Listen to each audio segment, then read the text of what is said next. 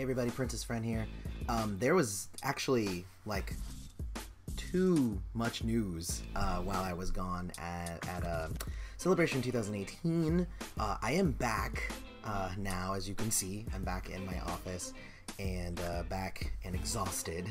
But I didn't want to let too much time go before I kind of hit on some of the major news that did come, and I'm going to do a few different videos here either today or tomorrow, just so that we can kind of catch up before I then start sharing my interviews and stuff that I did as well. So the first thing that I kind of want to talk about, and it's kind of a touchy subject, but it's an update to the video that I did right as I was leaving. And that is that, they said that they were going to be revealing whether anybody was going to be charged with criminal charges when in Prince's death. And what ended up happening with that was they came out and said no. they said we don't have anybody to charge.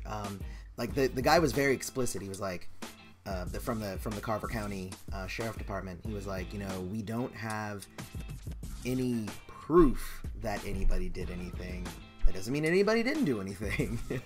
And there's obviously names that we could throw out there, and he even did. He actually threw a few of the names out there, but he's like, but none of these people, there's no proof that anybody did anything.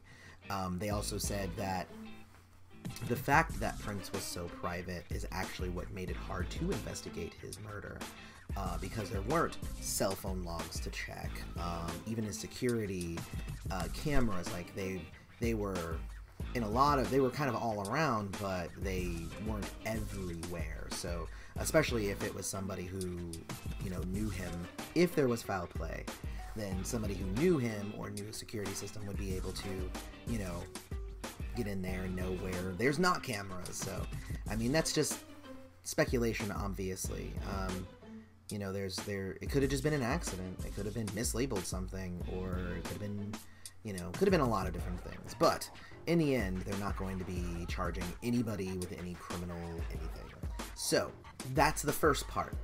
The second part is on that same day. This is all talking about Thursday still, which was the first day of the celebration, which I was like, this is really, really bad timing.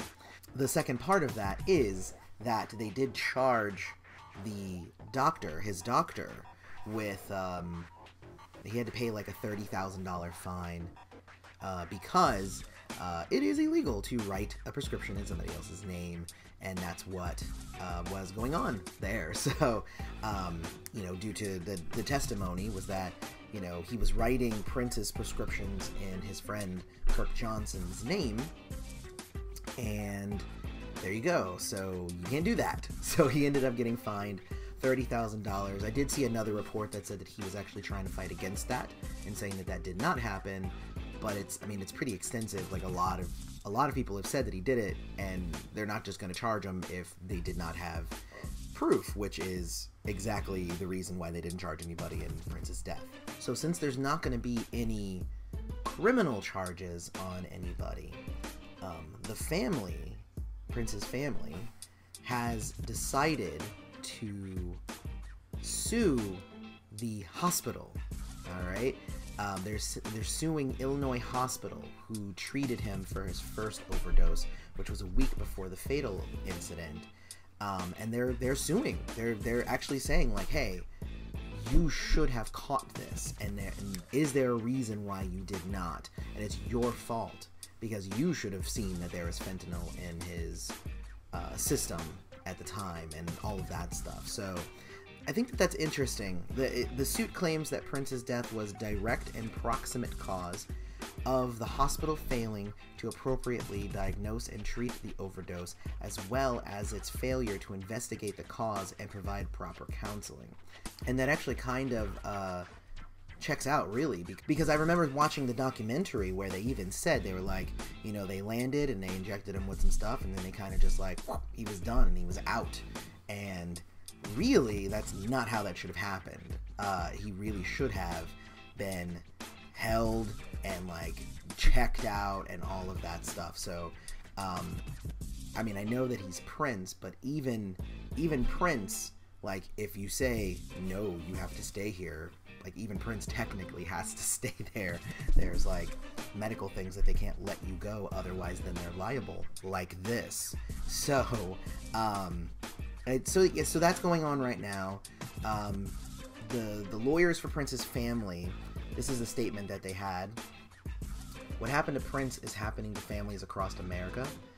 The family wishes, through its investigation, to shed light on this epidemic and how to better the fight to save lives. If Prince's death helps save lives, then all was not lost.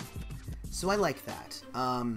And it's naming names, and it's pointing out specific people who actually did treat Prince while he was there. So, you know, I guess we'll have to see what goes on with that one. So now there's that. The second thing is that they are also suing Walgreens, charging its employees with dispensing narcotic prescription medications to the singer for an invalid medical purpose and failing to conduct the appropriate drug utilization review. That's what it says there. And then there you go. So there's a whole lot of stuff involved with that, and I'm going to put a link to the full article so you can read everything in the description. But honestly, it's I like that the family is trying to get some sort of justice. They're not going to get criminal justice. They don't have anybody to blame. They don't have a person to be like, you did it. But, you know, they're trying to make sure that the people who allowed this to happen are kind of tracked down, and they do have to, I don't want to say punished, but they should be held accountable. So, and I don't know how punitive that accountability will end up being. There is a certain layer of like power dynamics when you're dealing with somebody like Prince. You know, you almost are like urged to like, okay, just go along with whatever he's doing. And even if with a regular patient you would have said, no, you need to stay here, like I can kind of understand why they would then let them go. But at the same time, they really should not have treated this any differently.